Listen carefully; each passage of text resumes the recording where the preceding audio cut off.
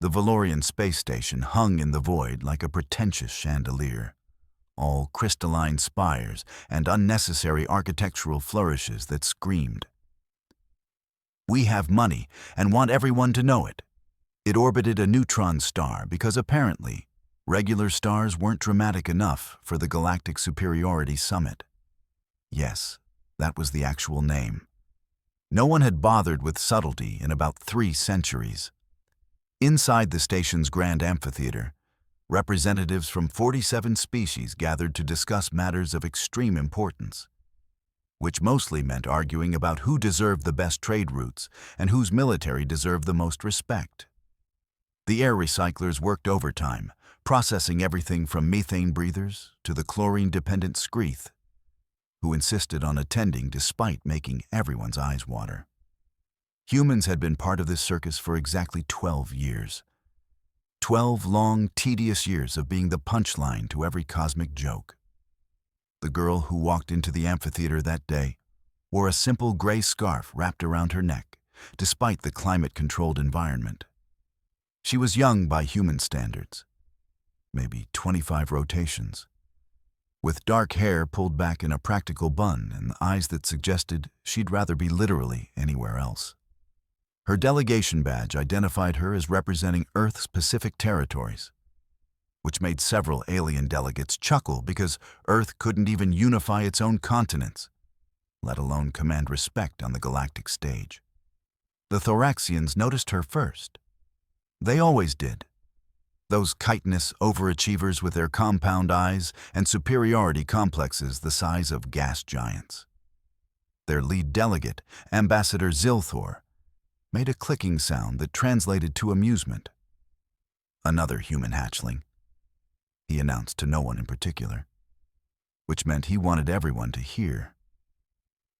"Tell me, small one, did your elders send you because they were too embarrassed to attend themselves?" The amphitheater's translation matrix carried his words in 47 languages simultaneously. Laughter rippled through the assembled delegates in various pitches and frequencies. The Vrelnari, who looked like bipedal starfish made of liquid mercury, made their gurgling laugh sound. The Korvax, bird-like creatures with 4 wings and attitudes to match, ruffled their feathers in what passed for their version of a chuckle. The human girl found her designated seat in the 3rd tier, which was galactic code for "We acknowledge you exist, but wish you didn't." She sat down with deliberate calm, adjusting her scarf slightly.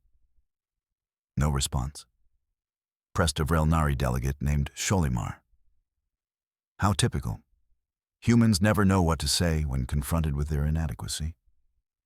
"Perhaps she doesn't understand the translation matrix," suggested a Korvax representative, Krizath, with mock concern. "Their brains are so primitive. Single-threaded consciousness, can you imagine?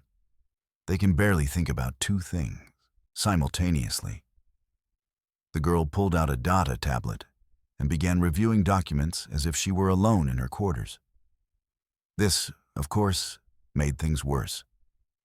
Ambassador Zilthor descended from his 1st-tier seat, his 6 legs carrying him with theatrical precision toward the human section. He wasn't alone. When blood was in the water, sharks came from everywhere, and the Galactic Superiority Summit had more sharks than a feeding frenzy. "Ignoring us now." Zilthor positioned himself directly in front of her seat. How wonderfully human. When faced with superior beings, simply pretend they don't exist. The girl looked up from her tablet. Her expression was the kind of carefully neutral that came from practice, from sitting through countless meetings just like this one. "Ambassador Zilthor, your exoskeleton is looking particularly shiny today. New polish?" Several delegates made surprised sounds. Humans didn't usually engage. "Do not attempt your species' primitive humor with me." Zilthor's mandibles clicked irritably. "We are discussing serious matters today. The redistribution of the Andromeda Corridor trade routes. These are conversations for species with actual accomplishments, not upright primates who barely mastered faster-than-light travel. We've been FTL capable for 50 years, the girl said mildly. 50 years. Kralix swooped down to join the gathering crowd. My people achieved FTL capability 8,000 years ago. The Thoraxians, 10,000. Even the Grell managed it 3,000 years back, and they're essentially mobile fungus colonies. Hey, protested a Grell delegate from the upper tiers, though without much heat. Even they knew their reputation. The girl set down her tablet. Is there a point to this conversation, or are we just measuring temporal appendages? The point, said a new voice, deep and resonant, is that humanity has no place in these negotiations. The speaker was Kralix Ambassador Vorneth, and when a Kralix spoke, people listened. They were 8 feet tall, crystalline beings whose bodies refracted light into rainbow patterns. Beautiful and terrifying in equal measure. They were also the current military hegemon of the local cluster, commanding a fleet that could crack planets. Vorneth descended to the central floor, and the crowd parted instinctively. Crystalline feet chimed against the metallic floor like funeral bells.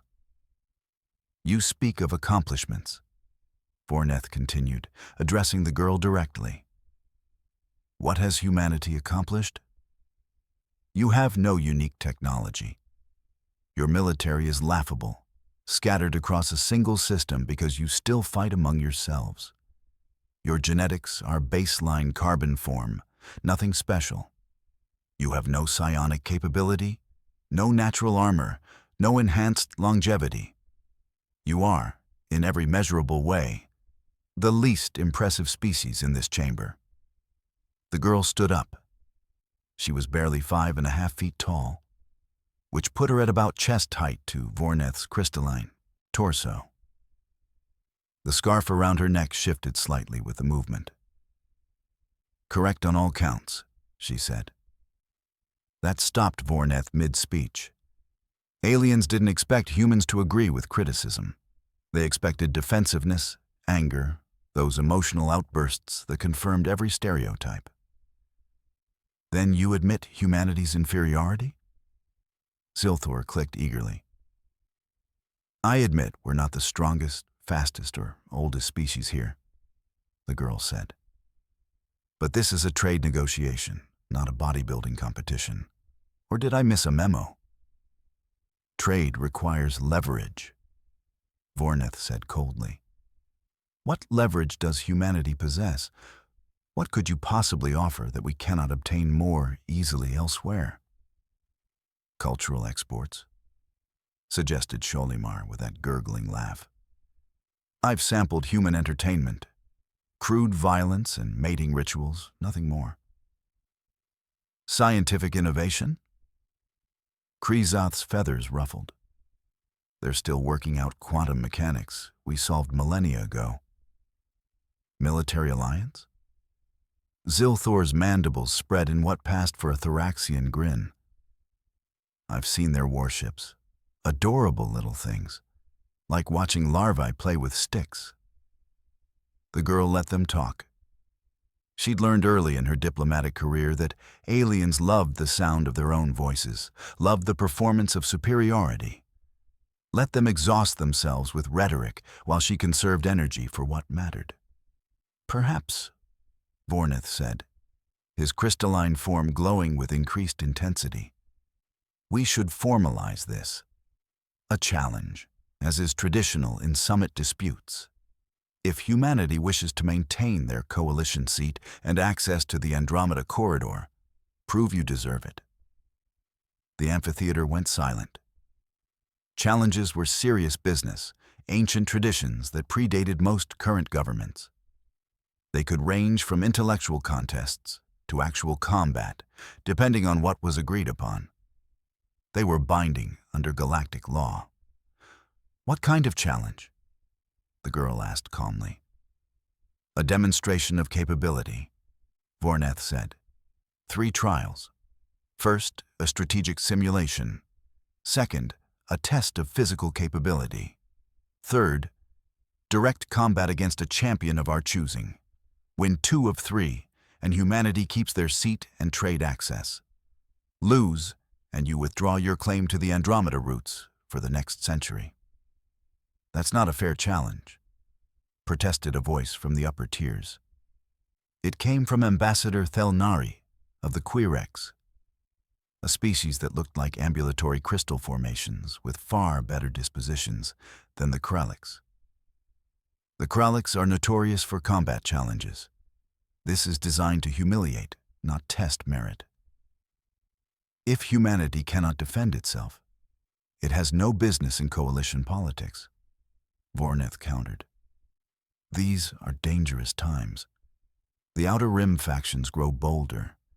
We need allies who can fight, not passengers who need protection. The girl looked at Vorneth for a long moment. Behind her neutral expression, calculations ran. This was a trap, obviously. The Kralix wanted humanity's corridor access for themselves and were manufacturing a reason to strip it away. They'd been lobbying against human inclusion since day one. But refusing would be worse. It would confirm every accusation of weakness, every sneer about human inadequacy. I accept, she said. The amphitheater erupted in reactions. Some aliens seemed pleased at the prospect of entertainment. Others looked concerned. The Kralix delegation appeared outright worried. Zilthor's mandibles clicked rapidly. This will be over in moments. I'm almost disappointed. I hoped humanity would provide amusement for longer. I'm taking bets, announced a Grell delegate, because of course they were. The Grell loved gambling almost as much as they loved decomposing organic matter. Current odds, 50-1 against the human. I'll take 100 credits on the Kralix champion, Krizoth called out. 200 here, added Sholimar. The girl ignored the betting pool forming around her potential defeat. She walked to the center floor where Vorneth waited, her movements economical and precise. The scarf around her neck fluttered slightly with the motion. We begin with the strategic simulation, Vorneth announced. The amphitheater's central floor shimmered and transformed into a holographic display. A star system appeared, complete with planets, asteroid fields, and 2 opposing fleets. A classic scenario. You command the Red Fleet, 15 ships. I command the Blue Fleet, 30 ships. Objective: secure the central planet. You may begin. The girl studied the display for exactly 10 seconds. Then her hands moved through the holographic interface, issuing commands with startling speed. Her Red Fleet split into 3 groups, 2 moving to flank positions, while the third dove toward the asteroid field. Vorneth's crystalline form pulsed with what might have been approval or amusement. His Blue Fleet moved in a standard envelopment pattern, using superior numbers to box in the smaller force. Except the Red Fleet wasn't there anymore. The group that had entered the asteroid field emerged behind Vorneth's formation, weapons hot, while the flanking groups had used gravity assists from the outer planets to build unexpected velocity. The simulation ran at accelerated speed. Within 3 minutes of real time, Vorneth's fleet was scattered, his supply lines cut, and the central planet blockaded by red forces. Silence filled the amphitheater. Interesting, Vorneth said, and there was something new in his voice. Not quite respect, but definitely not contempt. You use the Takashi Gambit, modified for numerical disadvantage. Clever. But simulations are not reality. Physical capability matters. Second trial. The holographic display dissolved. In its place, the floor reconfigured into an obstacle course.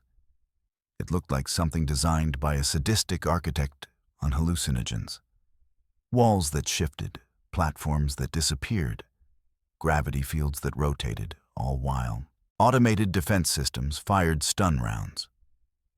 "Complete the course," Vorneth said.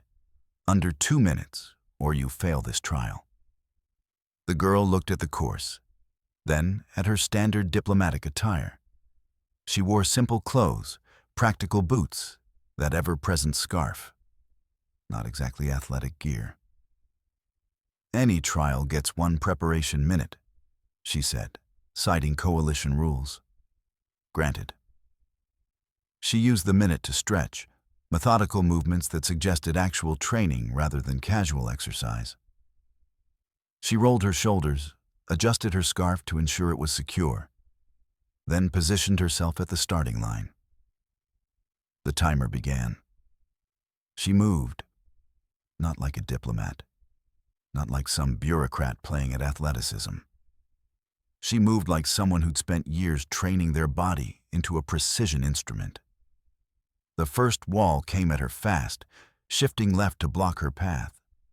She anticipated it, sliding right and using a platform edge to vault upward. A gravity field activated, trying to pull her down. She tucked and rolled with the force, converting falling into forward momentum. Stun rounds came from 3 angles. She was already moving, her body flowing through spaces that seemed too narrow, timing that seemed too precise. A platform disappeared beneath her feet. She'd already jumped, catching a handhold on an overhead beam that most competitors wouldn't have noticed. The Thoraxians stopped clicking. The Korvax stopped ruffling. Even the Grell stopped taking bets, too absorbed in watching this human girl navigate a course designed to challenge species with natural advantages she completely lacked. She hit the final platform with exactly 3 seconds to spare, breathing hard but standing. 1 minute, 54 seconds, announced the amphitheater's neutral AI. Trial passed. Vorneth's crystalline body refracted light in sharp, angular patterns. Impressive, but physical skill without combat capability is meaningless. Final trial, direct combat. You will face our champion. A door opened in the amphitheater wall. What emerged made several delegates gasp. The Kralix champion was named Zoreth, and he was a nightmare given crystalline form. Where Vorneth was 8 feet of diplomatic elegance, Zoreth was 9 feet of concentrated violence. His body was darker, denser, his edges sharper. He'd been grown specifically for combat, his form optimized for destruction. Rumors said he'd defeated champions from 17 different species. He looked at the human girl like she was an annoying insect. "This is your champion?" he asked Vorneth, his voice like grinding rocks. "This small thing?" "Humanity's representative," Vorneth confirmed. "She has performed adequately thus far. Do not underestimate her." "Underestimate?" Zoreth laughed, a sound like shattering glass. "I will try not to kill her too quickly." The combat zone activated, a circular arena with energy barriers preventing interference. Inside, any weapon was permitted, any tactic legal. Matches ended with surrender, incapacitation, or death. The girl stepped into the circle. Zoreth followed, his crystalline feet cracking the floor with each step. "Last chance to surrender," he offered, almost kindly. "I have no desire to break something so fragile." She didn't respond. She was checking her scarf, making sure it was secure. Her hands moved with careful precision, adjusting the fabric. Zoreth took this as fear. "Very well. Your death will be quick." He moved. For something 9 feet tall and composed of living crystal, Zoreth was terrifyingly fast. He closed the distance in a heartbeat, one massive arm swinging in an arc designed to incapacitate with a single blow. The girl ducked, but barely. The wind from his strike ruffled her hair. She rolled left, putting distance between them, but Zoreth pursued relentlessly. His combat style was overwhelming force, using his size and strength to simply overpower opponents before they could implement strategy. It was working. The girl was faster, but in the confined arena, there was nowhere to run. Zoreth cornered her against the energy barrier, both arms raised for a finishing strike. She couldn't dodge this one. The angles were wrong, the space too confined. Zoreth brought his arms down like a hammer. The girl's hand moved to her scarf. She pulled it aside. The tattoo on her neck blazed to life. It wasn't ink. It had never been ink. The dragon coiled around the left side of her neck in intricate detail. Scales rendered in what looked like living flame, eyes that glowed with inner fire. As the scarf fell away, the tattoo pulsed with light that made the amphitheater's artificial illumination seem dim by comparison. Zoreth's strike stopped mid-swing. Not because he wanted to stop, because something had caught his arms and was holding them motionless in the air. The dragon tattoo uncoiled. It flowed off the girl's skin like liquid fire, expanding from 2 dimensions into 3, growing from a neck decoration into something vast and terrible. The amphitheater's sensors screamed warnings as energy readings spiked into ranges that shouldn't have been possible for anything biological. The dragon coiled around the girl like a guardian, like a partner, like something far more ancient than the Galactic Superiority Summit or the species who thought themselves so superior. It was made of fire that didn't burn, scales that reflected no light but generated their own, eyes that held intelligence that predated star travel. What is this? Vorneth's voice cracked with something that might have been fear. The girl's voice, when she spoke, harmonized with something deeper, something that resonated with frequencies that made the station's hull vibrate. You asked what humanity brings to the coalition, what leverage we possess. Allow me to demonstrate. The dragon's head, easily the size of an aircar, turned to regard Zoreth. The Kralix champion, notorious for his fearlessness, stumbled backward, his crystalline form actually cracked under the pressure of the dragon's presence. We made a deal, the girl continued, her hand resting on the dragon's scaled neck. Long ago, before your empires rose, when humans were still figuring out fire and agriculture, we met beings far older than any species in this chamber. Beings who remembered when galaxies were young. They liked us, found us interesting. So they offered a compact. Some of us would carry their mark, their partnership. In exchange, we would remember them, honor them, ensure they were never forgotten. The dragon's eyes fixed on the assembled delegates. Several flinched. The Thoraxians' compound eyes went dim with what might have been an evolutionary fear response. The Korvax collectively backed toward the exits. You see us as weak because we have no natural weapons, the girl said. But we've never needed them. We made friends with creatures that could crack worlds. We forged partnerships instead of just dominance. We learned that sometimes the most powerful ability isn't what you can do yourself, but who stands beside you. The dragon inhaled, and the amphitheater's temperature rose 10 degrees. It exhaled, and frost formed on the walls. It existed outside normal physics, a reminder that the universe was far stranger and more dangerous than the carefully controlled politics of the coalition suggested. The trial is ended, the girl said. I believe the term is incapacitation. Zoreth is clearly incapable of continuing.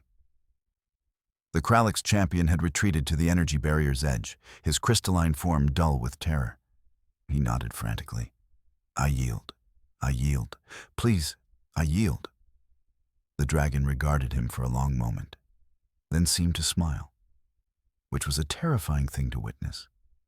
It flowed back toward the girl, collapsing dimensions, folding space, until it was once again just a tattoo on her neck. The glow faded, The temperature normalized. The scarf went back into place, covering the mark.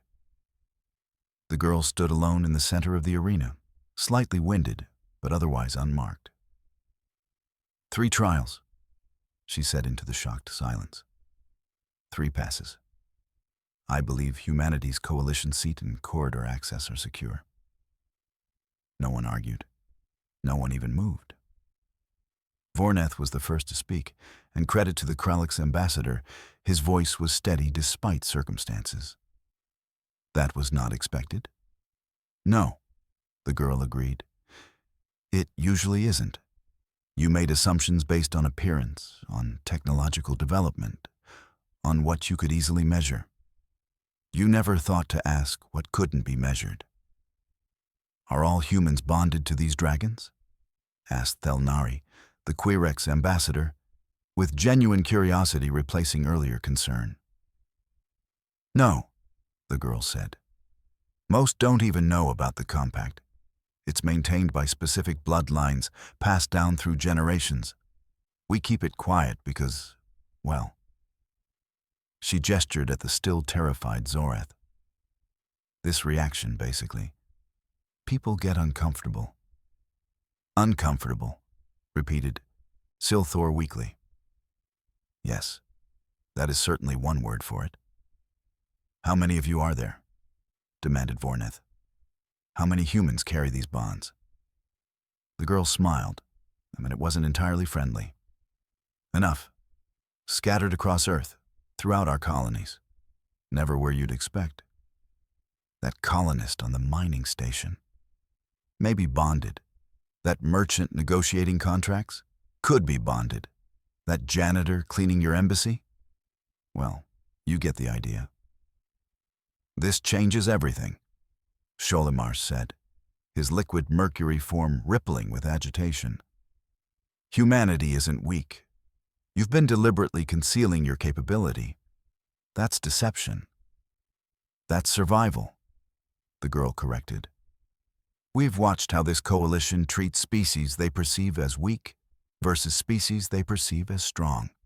We've seen planets annexed, populations enslaved, all because someone decided they weren't powerful enough to deserve autonomy. So yes, we kept some things quiet. We let you think we were harmless.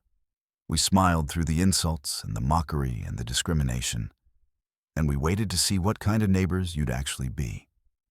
She let that sit for a moment, watching 47 species grapple with the realization that they'd catastrophically misjudged the situation. The question now, she continued, is what happens next? Do we continue with these little dominance displays, these challenges and insults? Or do we try something revolutionary, like actual cooperation? Because, I'll be honest, the dragons don't particularly care about the Andromeda Corridor trade routes. They exist outside your economics. But we care. Humanity cares. And we'd prefer to be partners rather than problems. Partners, Vorneth said slowly, as if tasting the word. After we challenged you, insulted you, attempted to humiliate you publicly, you still want partnership? Oh, I didn't say there wouldn't be consequences, the girl said cheerfully. I expect formal apologies from everyone who participated in this little performance. I expect the betting pool profits donated to charities. And I expect much better treatment of human delegates going forward. But yes, after that, partners, we're not really the grudge-holding type. The dragon might disagree, muttered Krizath. The dragon understands proportional response, the girl said. You tested our strength. We demonstrated it. No one died. Everyone learned something. That's actually a pretty good outcome by galactic standards. Thelnari moved forward, his crystalline form much more graceful than the Kralix warriors. On behalf of the Kralix delegation, I apologize for doubting humanity's worth. We should have looked deeper. One by one, other delegations added their apologies. Some grudging, some genuine, all motivated by the sudden realization that humanity wasn't the harmless newcomer they'd assumed. When it was Vornith's turn, the Kralix ambassador studied the girl for a long moment. "You handled this well. Better than we deserved. The Kralix respect strength, and you have demonstrated it conclusively. You have our apology and our respect." "And the Andromeda corridor access?" she pressed. "Guaranteed," Vornith said, "along with an upgrade to first-tier seating in future summits. We may have been foolish, but we learn from our mistakes." The girl nodded. "Then I believe we're done here. The Pacific Territories delegation will submit our formal proposal for corridor trade agreements tomorrow. I suggest everyone review them with fresh perspectives."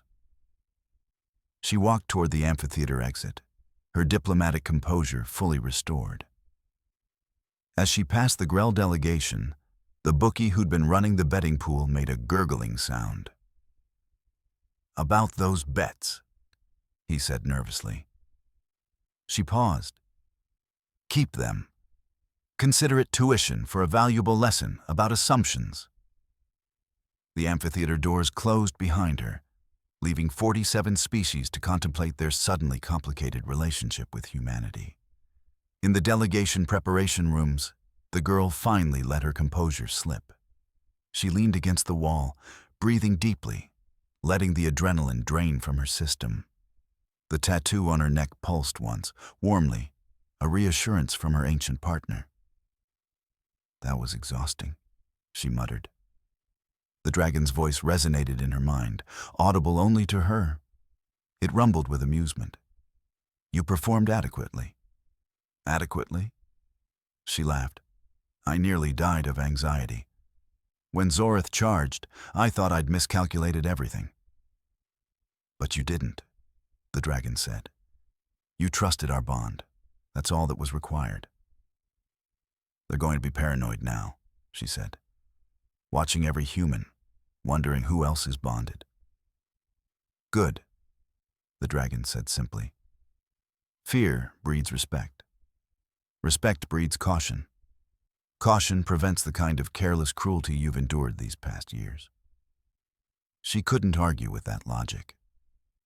She adjusted her scarf, ensuring the tattoo was covered again. Time to file reports, brief the actual Pacific Territories delegation head, and prepare for the diplomatic aftermath. Her communicator chimed. A message from Earth's Coalition Command appeared. "Saw the whole thing. Well done. Also, you're terrifying. Please never do that to us." She smiled. At least someone appreciated the performance. 3 days later, the Andromeda Corridor trade agreements passed with unanimous support. Humanity received preferential access to 17 routes, along with favorable tariff rates and priority docking at 5 major station hubs. The Kralix delegation even threw in mining rights to an asteroid belt they'd been hoarding for centuries. Everyone was being very, very nice to the human delegates suddenly. In the amphitheater's central chamber, where negotiations continued on less dramatic matters, the girl sat in her new first-tier seat, reviewing proposals with the same careful attention she'd shown before. Her scarf remained in place. The tattoo stayed hidden. But everyone knew it was there. Zilthor approached during a recess, his mandibles clicking nervously. "A question, if I may?" She looked up from her tablet. "Ambassador." "The dragons," he said quietly. "They're real. They're actually genuinely real. Not metaphor, not technology, but actual ancient beings." "Yes." "How many exist?" She smiled. "Enough." "That's not an answer." "That's the only answer you're getting," she said pleasantly. "Mystery is part of our leverage now. Keep guessing, keep wondering. It'll make you think twice before assuming weakness." Zilthor made a sound that might have been a laugh or a groan. "We deserved this. Everything we get, we completely deserved." Probably, she agreed. But there's good news. Now that we're past the posturing phase, we can actually accomplish things. Your people need agricultural technology for high radiation environments, correct? We've been developing some promising hybrids. Let me send you the research data. You're offering help after everything? That's what partners do, she said. And I meant what I said. We prefer cooperation to conflict. It's just useful if everyone understands that conflict is an option we're prepared for. Later that evening, in her station quarters, the girl recorded her personal log. It was a habit from her early diplomatic days, a way to process the chaos of galactic politics. They finally understand we're not prey, she said to the recorder. It took theatrics and a minor demonstration of apocalyptic capability, but the message landed. Humans are coalition members with full rights and protections. Anyone who wants to test that will deal with consequences they're not prepared for. She paused, considering her words. The funny part? I'm not even a combat specialist. I'm a trade negotiator who happens to carry a dragon bond. If they knew about our actual military specialists, the bonded warriors, the deep cover operatives who've been watching coalition politics for years, they'd completely lose their minds. The tattoo pulsed with warm amusement. But we don't need to tell them that, she continued. Let them think I'm exceptional rather than fairly standard. Let them wonder and worry. Meanwhile, we'll quietly integrate deeper into coalition structures, build actual relationships, and prove that humanity deserves respect through actions rather than just displays. She ended the recording and prepared for sleep. Tomorrow would bring more negotiations, more delicate political dancing. But it would be easier now. Humans had credibility, had weight in the discussion, all because sometimes you had to pull aside the scarf and show the dragon underneath. In orbit around the neutron star, the Valorian space station continued its rotation. Inside, 47 species contemplated their relationship with humanity and realized they'd made the classic mistake of judging a book by its cover. Or in this case, judging a species by its lack of natural weapons, short history, and diplomatic obscurity. They'd laughed at the human girl. Then she'd pulled her scarf aside, and the dragon tattoo glowed. And suddenly, no one was laughing anymore. Funny how quickly perspectives could change when you realized you'd catastrophically underestimated your opponent.